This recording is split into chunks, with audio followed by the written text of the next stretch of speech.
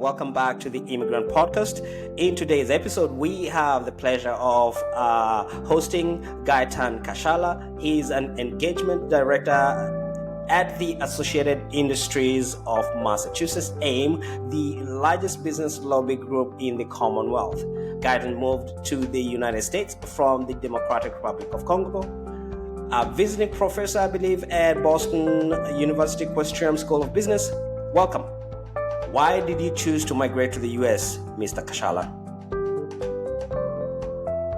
Thank you for having me, Martin. So my family came to the United States in order to pursue better opportunity. I'm sure this is an immigrant story that's often repeated.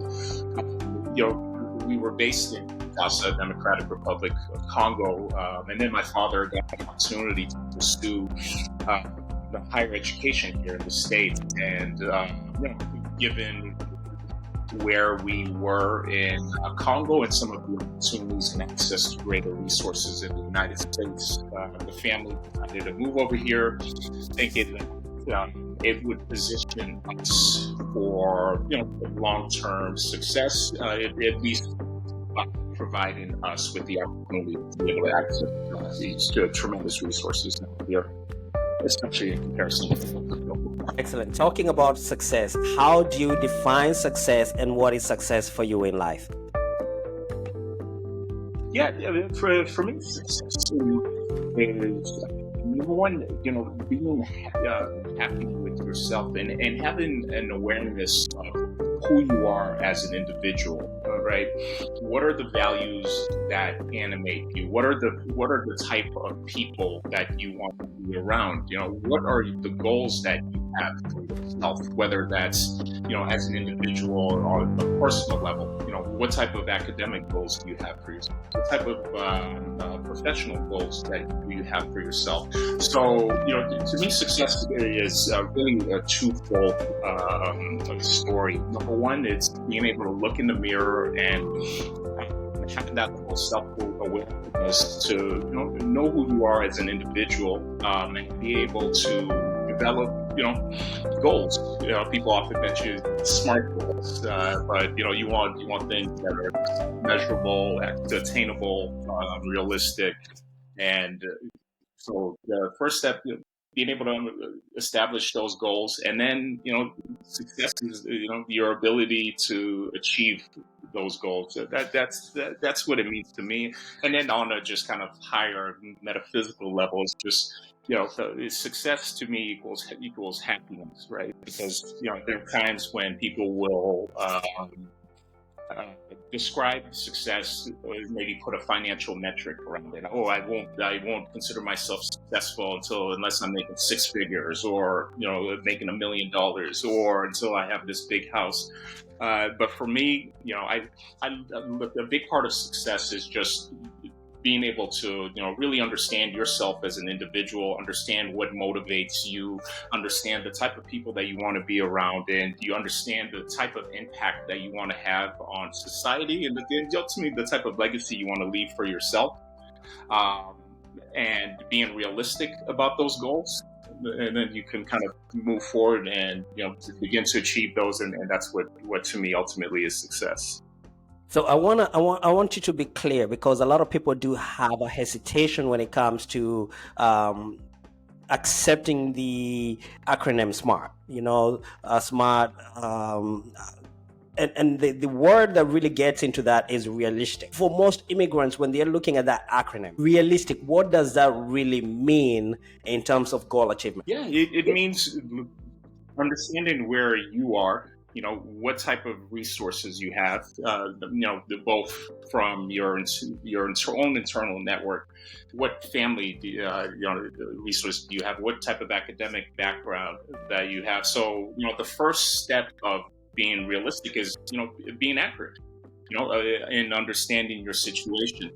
And then based on that situation, you are able to develop yourself. You're able to develop options that are hopefully aligned with some of the resources that you have, as well as some of the resources that you believe will be along kind of your path towards success.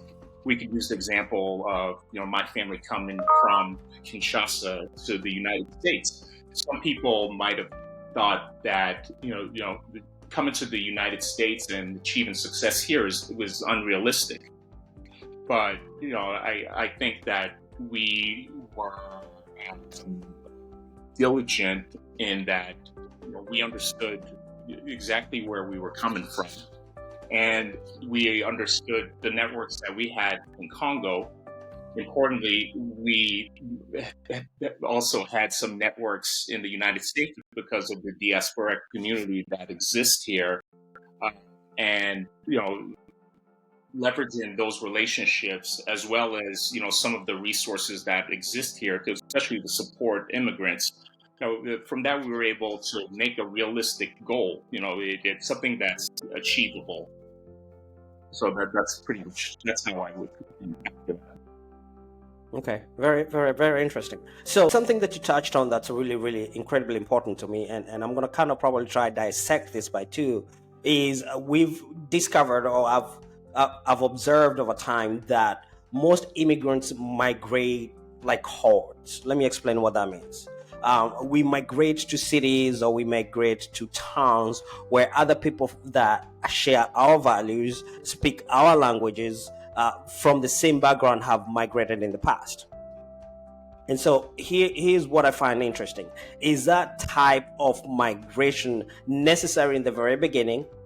And is it necessary for people to eventually break away from that and actually move to a place where the people who share the same values don't, so that they can get to understand or what the American experience is in this regard to America, or what the British experience would be if they're migrating into Britain? Or should they remain in their little cohort occupied towns, for example, for the Chinese, Chinatown in New York or in LA, for Kenyans, Boston, Massachusetts, and so forth and so forth? Is there a strength in numbers, and through that community we are able to mentor each other and grow and become influential in our community? Or does it help for us to break away from our actual communities and over time find our own path so that we can become more influential in our discovery of the immigrant's journey? Yeah, that is a fantastic question, and I think you hit the nail on the head towards the end of the question there. I don't think it's mutually exclusive one way, or go to an area where there's like the hordes from your population. I think that it can be helpful. It can be extremely helpful, depending on which region you're going to. Once again, going back to trying to really understand what type of resources and support exist in your destination. If you're a single individual coming from a foreign land, you go to a town or city that has a number of people from the country from which you're originating. That can be extremely helpful in that you don't have to reinvent the wheel, right? You come here, you interact with people, you have almost the pre-existing network that can teach you kind of best practices around how to navigate this new territory. They'll tell you, hey, here are some opportunities. Here are the challenges. This is what you need to be aware of. These are some existing resources that can help you, whether it's church, whether it's school, whether it's a community-based type of organization. So in that sense, being able to migrate directly into the diaspora community can be, tremendously helpful, and it can be an accelerant to getting you to where you want to be. But you also have to be careful in that you don't want to travel, migrate, then enter into a community of your brothers and sisters from home, and exist in a kind of a closed off way, just kind of be siloed in that community, because then you are just beholden to the opportunities that exist specifically in that community. So that's why I said I didn't believe that. I don't believe that it's a mutually exclusive thing. I can just relate, our example coming to the United States. We came into Boston. There were some of my parents' friends who were already living here. We stayed with them for a couple weeks. They helped us acclimate to this new environment. Snow, different types of food, and then from there we were able to venture out onto our own. But I think I understand and appreciate the value of having that existing community in the sense that it brings a level of familiarity, but you have to be careful, lead to some complacency that hinders your ability to really maximize your positive outcomes, right? So it's for that reason that I didn't view it as a B mutually exclusive type of opportunity.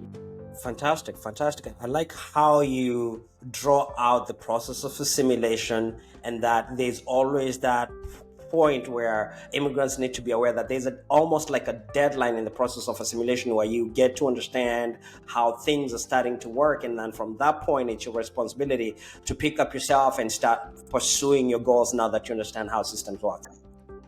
Could you share your story of moving from DRC to the United States? I know you said you moved because your parents made that move for you. When that happened, what were some of the challenges you faced initially as an immigrant, and how did you over time adopt into the American lifestyle in the US?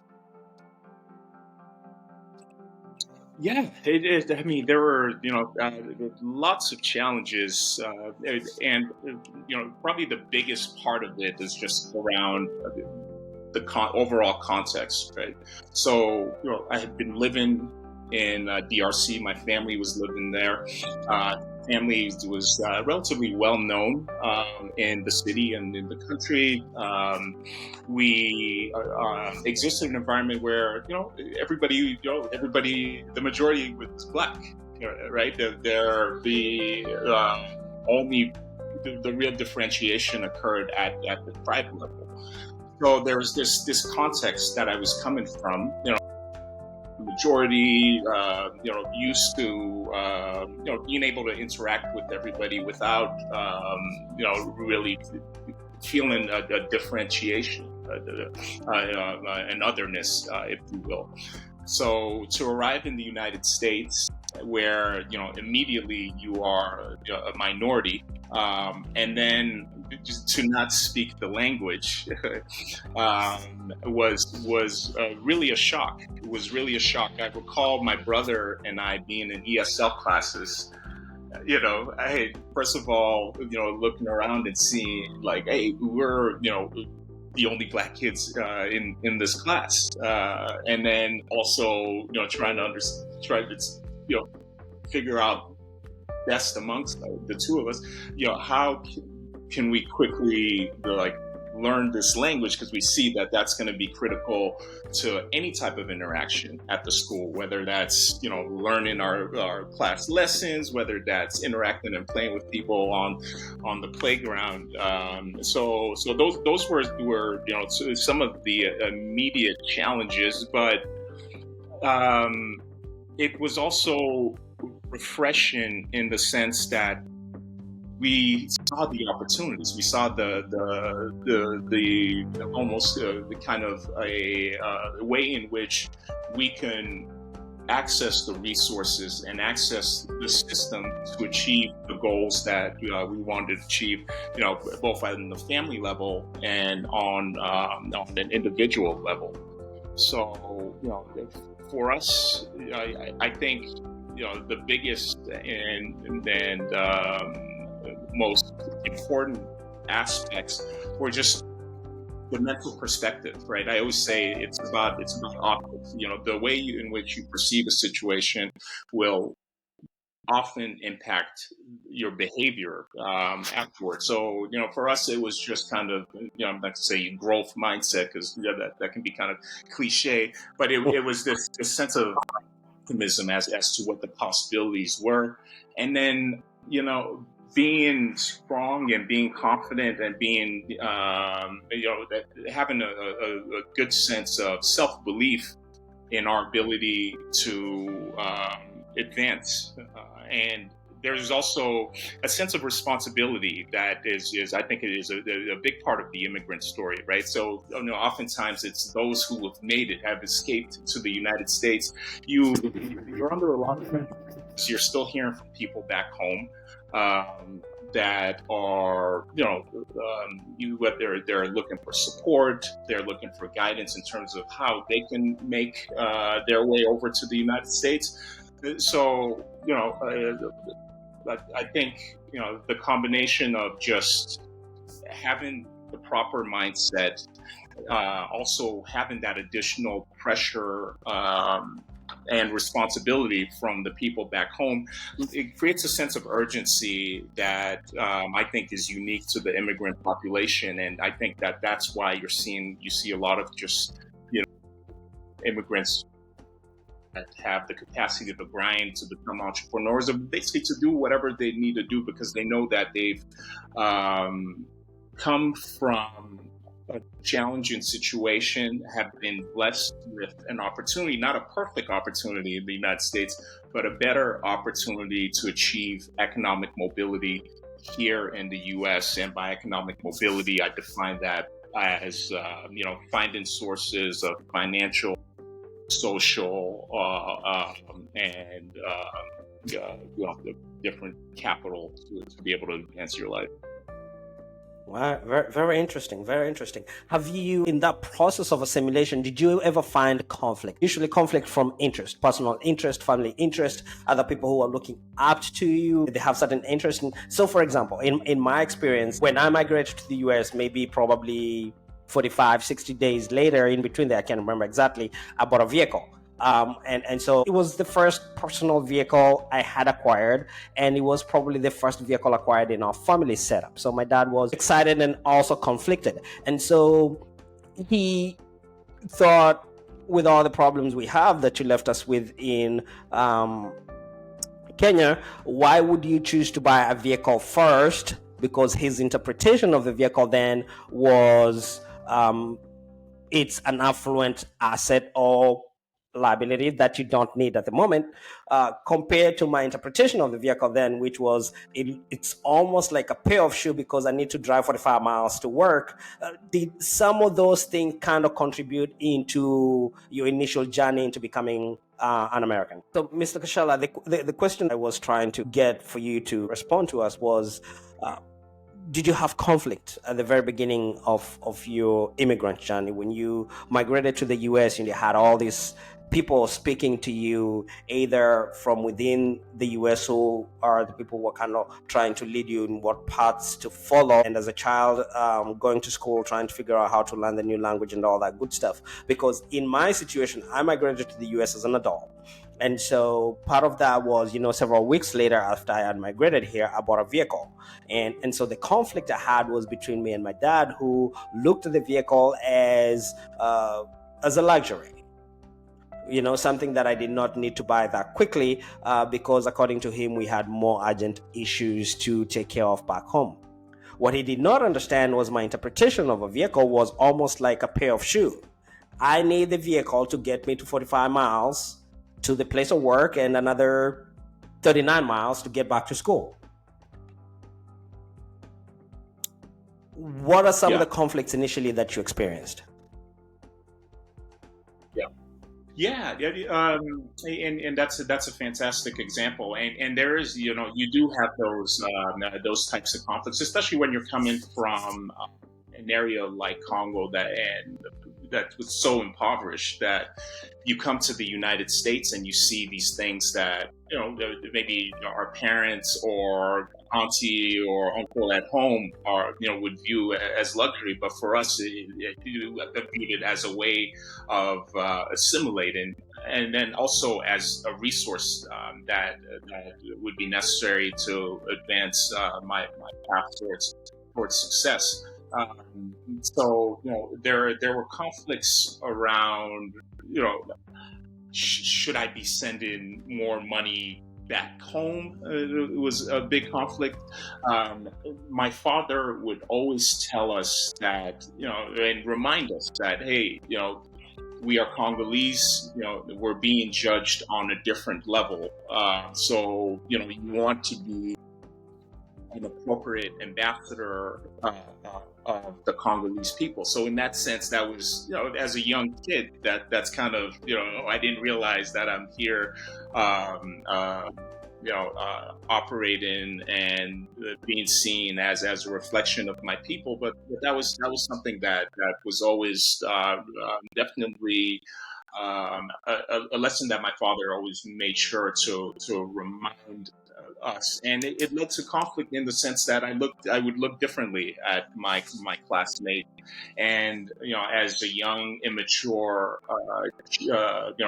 teenager growing into adulthood, there were times when I thought it was maybe a bit unfair to put this pressure on someone who is just trying to find his way in a new land. As I get older, I have, a greater appreciation for my father's intent when he was making, when he would make those types of statements, because, ultimately, I believe it's true.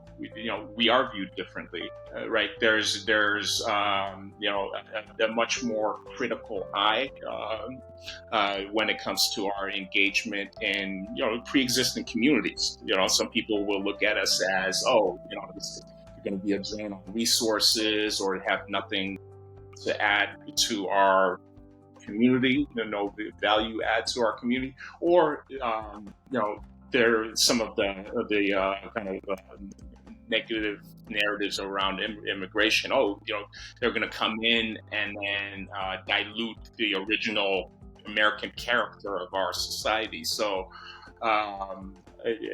it's there are lots of different challenges, lots of conflict. But for me, being an optimist and being a humanist, I believe that people are fundamentally the same, and it's kind of that, just being able to speak in kind of the language of humanity, where you recognize that everybody has those fundamental wants and desires and goals. Everybody wants to be able to put food on their plates. Everybody wants to be living in the sheltered area. People want to live a meaningful life and leave some type of a legacy around what they've accomplished. I guess, going back to your statements around the importance of optics, the importance of having that perspective be sound, because that'll help you navigate through a lot of the noise that you'll encounter, and then just allow you to stay focused on those core goals that reflect the values and self-awareness that we discussed at the beginning part of this conversation.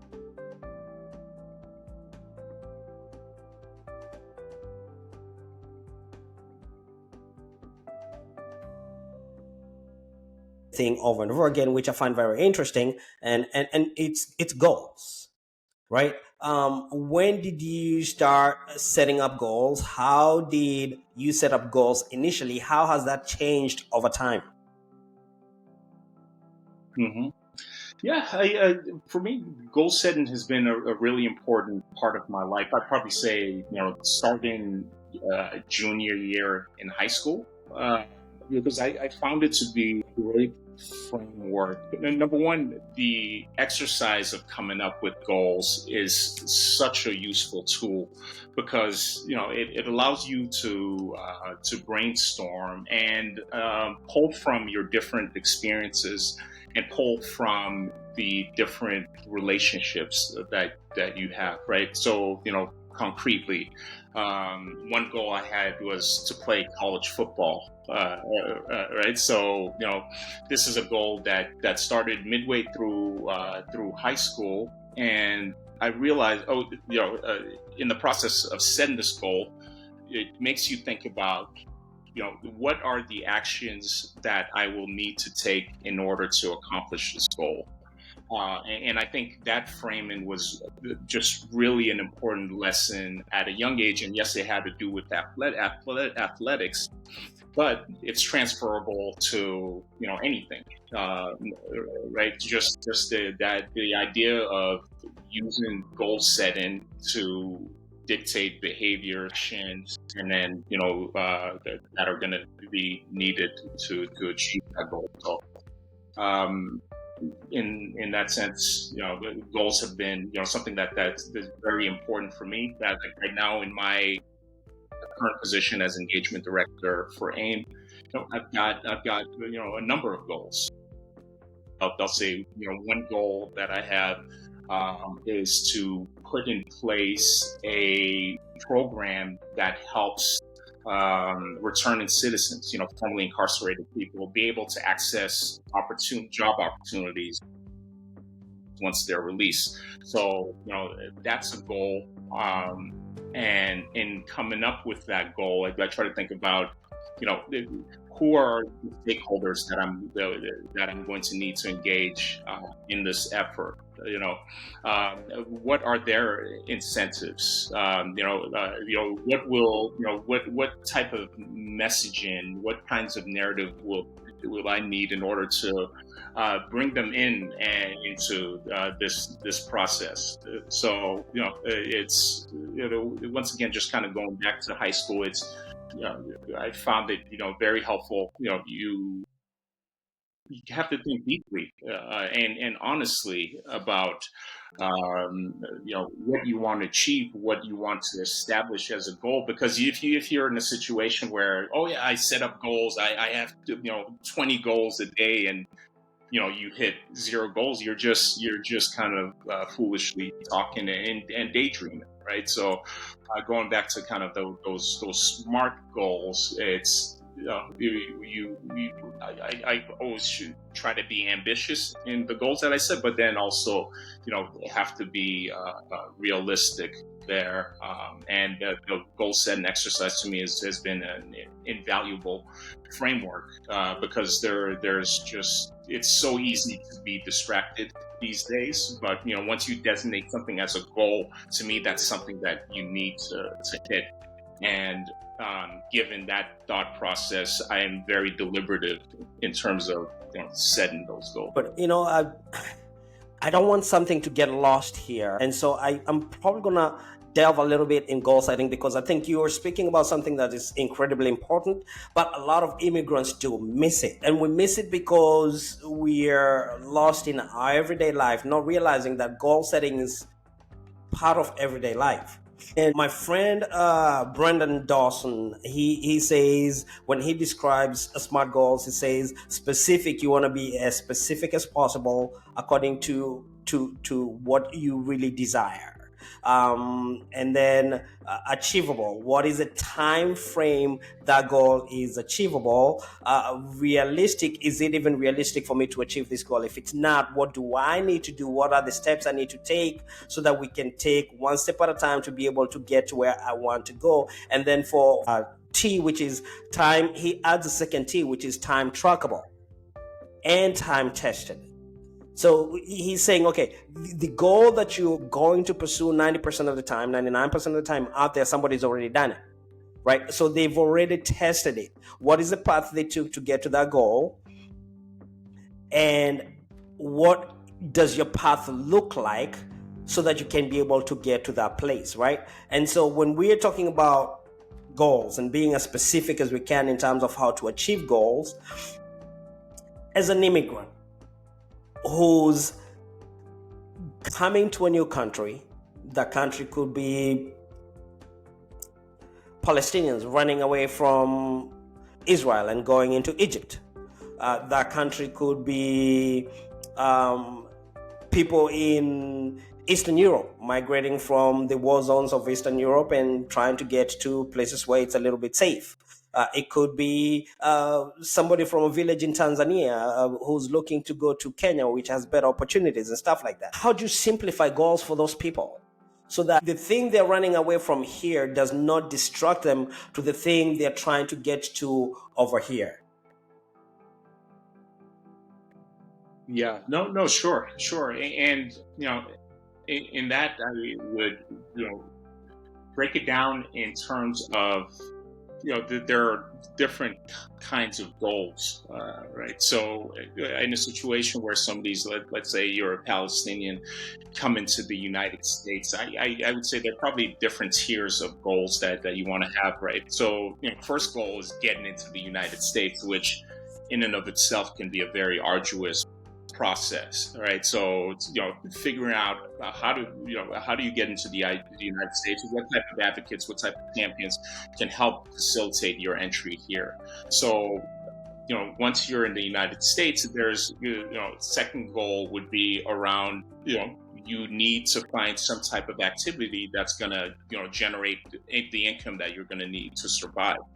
Um, so, in this, in kind of coming up with those, substance goals, it would be, you should understand what are your skill sets. What do you bring to the table as an immigrant in this country, in this community. I found it very important to have a sense of what is that community. What types of occupations are available there. What types of credentials do you need to get those to be able to get those occupations? So that could be, the big goal is, hey, I need to find a way to put food on the table. And you dig deeper. Okay, what are my options for putting food on the table? I can be a cook. I can be a bus driver. I can be a teacher. Okay, selected that occupation. Now, what are the skill sets that I need to be able to attain that occupation? So I think it's almost a cascading of goals, right? So you have those that top branch, but within that branch, there are other branches that will play a role towards kind of achieving that overall goal, but understanding that within that there'll be a subset of goals that you'll need to achieve. What were some of the challenges as an immigrant you faced in your life in the US that those challenges have impacted how you make decisions and what path you've pursued, either spiritually, mentally, or career-wise? Yeah, I think the biggest challenge, I would say, was just the discrimination. Right. So I came into a new environment, and there's this palpable sense that I was viewed as say inferior is a strong word, but I did not bring. At least the perception from those that were in the community is that I did not bring as much to the table, as an immigrant. So that kind of response has always really stuck to me, and for this reason, I think going back to what my father would say about, hey, you're representing the Congolese people. We are a proud people. We have achieved a lot. So I take that self-confidence into every conversation that I have. So I recall many instances where it was almost outright discrimination. But I'd say for the majority of my life, I've been able to surprise people. People would look at me and maybe not have high expectations in terms of what I could achieve, and a lot of it, especially when I first came to this country, given the immigrant status. But I am self-confident in myself, in my ability, in the goals that I've set, in my values, and the understanding that I have of the community and situation that I'm entering into. So I take all of those, and that's what the combination of that is what really allows me to enter into any situation. I know where I'm coming from. I know the challenges that my people have had. I know the challenges that my family's overcome. I know what it took to get here. I know that I don't want to waste this opportunity because 95% of my people don't have this opportunity, right? So um, I think that just that the challenge, the biggest challenge I'd say would be being doubted, and that's a challenge, but that's also a tremendous opportunity. That I would definitely make sure that your listeners look at it as a glass half full. Yeah, this is just a chance for you to surprise them. That's how I've always viewed it, and that's how I will continue to view it. Excellent. How did you become involved with the Associated Industries of Massachusetts, and what does your role there as an engagement director entail? Yeah, so the Associated Industries of Massachusetts, we are the state's largest statewide business association. We have about 3,400 individual member companies, ranging from your Fortune 50, multinational, multi-trillion dollar conglomerate, all the way down to your small 1 to 2 person mom and pop operation. People will join, companies will join our association for one of a couple reasons. One, lobbying. 2, we provide some really robust HR services, and then 3, your standard association functions. We'll have events, we'll bring in governors, other notable individuals from the facility. I started here about 4 years ago in the position of engagement director, where my job is really have a conversation with the C-level on a day-to-day basis, understand what their priorities are, understand what type of opportunities and challenges they see in the landscape, and really, work with the business community in Massachusetts to achieve our collective goal of economic opportunity and inclusion for the Commonwealth. So I've always been very interested in business. I believe in the transformative power of business to change society for the good.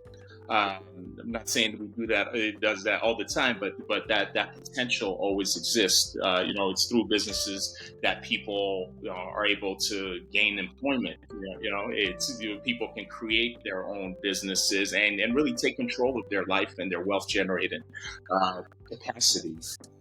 So what has always struck me is, attracted me to my current organization is that it reflects such a broad swath of organizations and employers, right? So we have your Googles, your Microsofts, your Mass Generals, these massive organizations. But then, we also have, your high schools, your community development corporations, your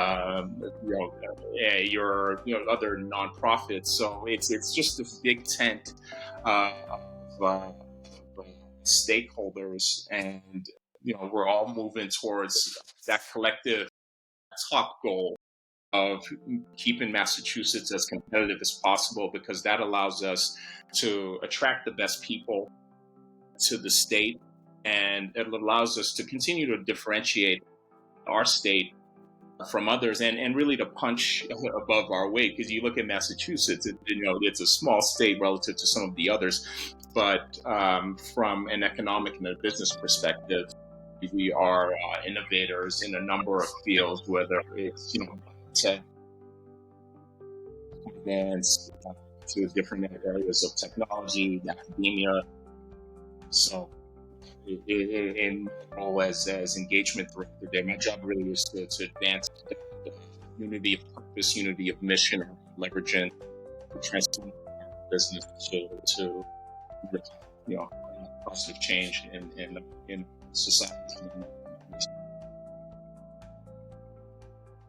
So, what are some of the success values that you've adopted over time, and how do you teach those values to your businesses that are part of AIM? You said, what are some of the what? what are some of the success values that you've adopted over time that you find yourself regurgitating, pushing them back to the members of AIM and saying, hey, some of these things would help your business grow in this or do that, because these are values that have allowed us to be successful in certain areas in life?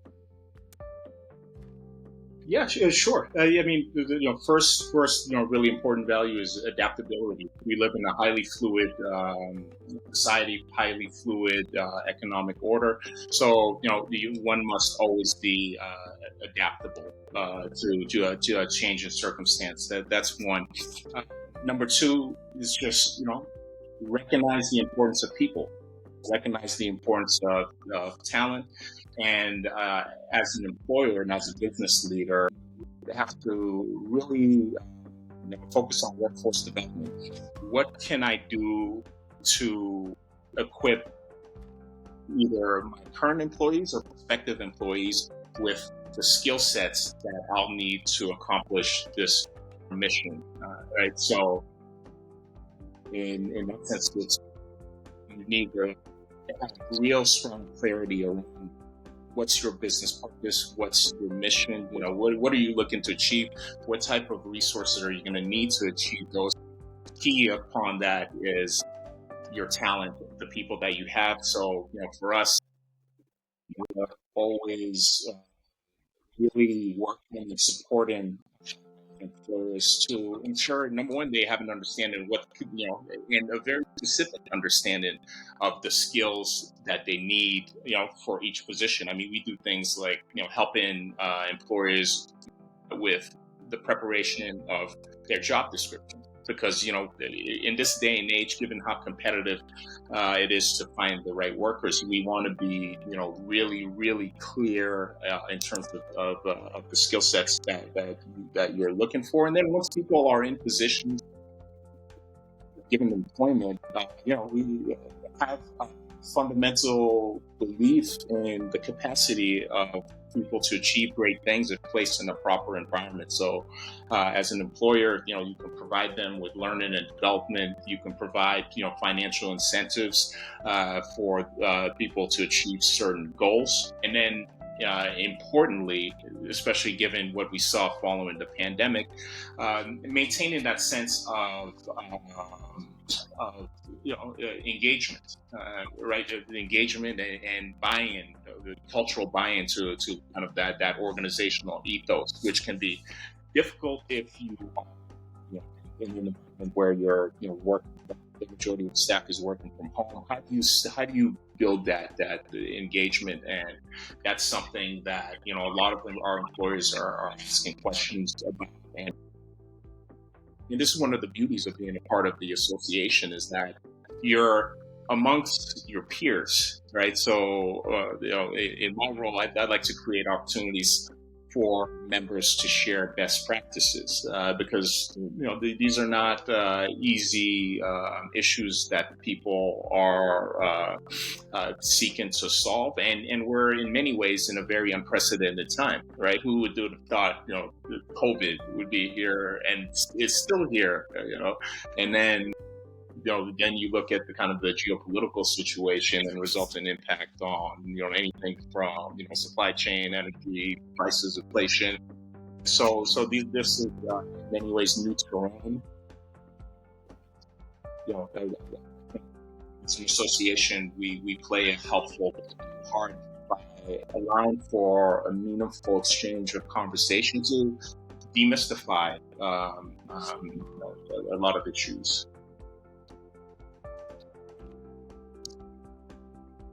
Do you think that your Congolese culture has helped you be able to conceptualize ideas and values that have allowed you to become successful in life?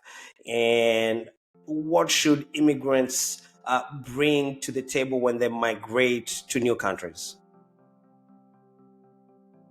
Yeah, I think so. I believe so. And, I'm very proud to be a Congolese, a native Congolese, and it's something that, my friends, my peers, where I come from. maybe at least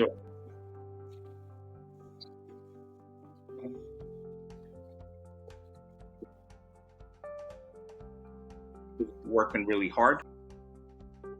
My family has always made sure that we take an optimistic perspective on things. My father will often talk about his someone who fought in World War II as a Congolese, who we would think of it, who helped liberate Algeria. So we as a family, and we have a strong belief in what's possible, and kind of that world is your oyster. But in order to attain that oyster, you need that hard work, and you need the self-awareness. So I take that into every conversation that I have, and I would strongly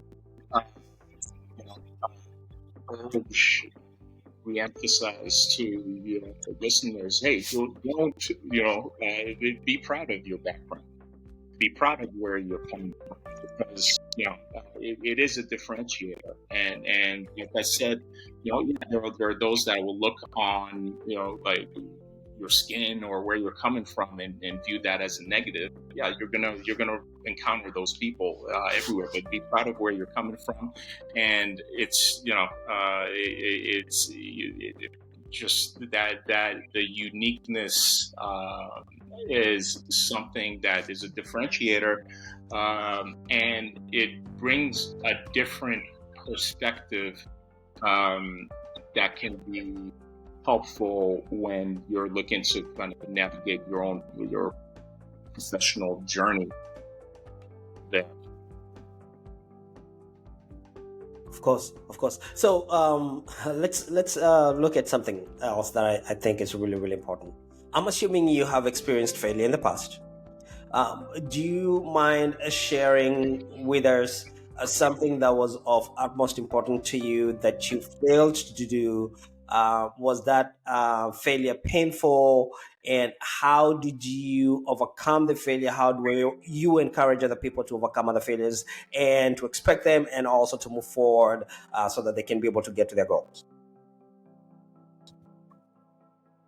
Yeah, well, I mean, I've experienced, definitely failure, and we all will experience failure. But once again, going back to kind of your optics and your perspective, right? So you hear the word failure, and immediately people think, oh, negative. But I view failure as an opportunity to learn and an opportunity to grow.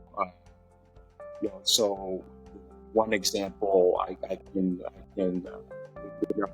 was a couple years ago.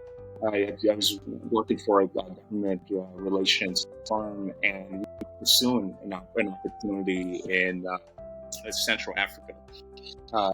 We had actually traveled with some partners to a Central African country, met with the leadership there, Prime Minister,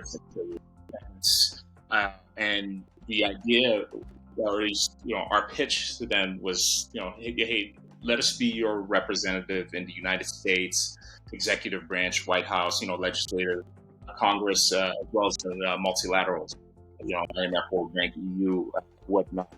So, this was a long-running conversation, maybe nine months in total.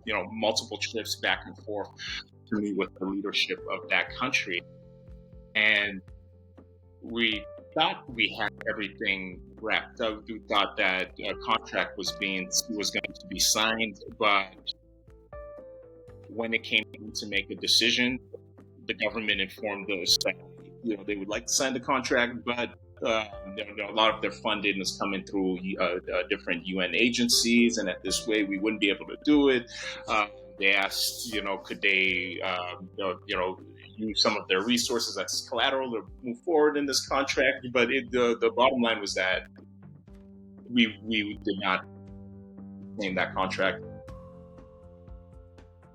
It's very devastating, because I looked at that opportunity as a chance to, go back home and do some good, collaborate with the government, use that as an example to get other contracts. So it was really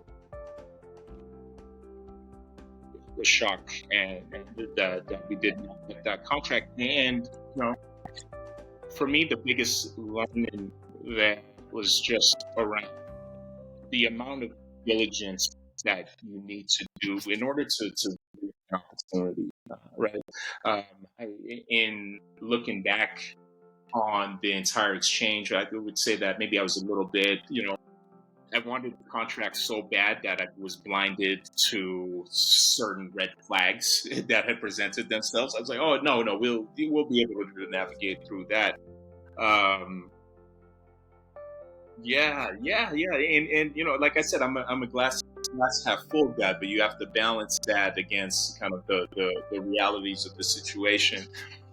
So, for me, the biggest lesson there was just, you have to work harder to really understand the dynamics, not only both internally, like what do I have going on? What are the resources? What am I trying to achieve? Why am I trying to achieve those? And then, try to understand the motivations of the people you're looking to do business with.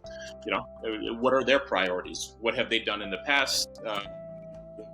How is what I'm offering different from what they've previously been offered and taken, or previously been offered and said no to? So biggest learn there, do your due diligence, but then also, a reinforcement of, oh man, we failed here. We fail fast. We learn from it, and we don't repeat those the major mistakes that we made, which, like as I said, not ignorance to the red flags. And from there, hey, it was a short-term failure, long-term win. In that, those learning, those stars are there, and will, definitely serve to remind me never to do, engage in that important factors with respect to the overall business transaction. Excellent. So I'm just curious. When you sit back with your family, you sit back with your kids and the wife. What do you want your legacy to look like? What do you tell them when you look back 20, 30 years from today? This is what I want people to talk about me. Yeah, I think want to be, remember this as someone who is an optimist nature, led, meaningful partnerships that had an impact on people. I can think of a number of different programs and partnerships that I've done, whether it was business competition for high schoolers, or programs that we ran for returning citizens, or financial literacy classes that I used to deliver at prisons. So I think just I hope the legacy is that I was here, I was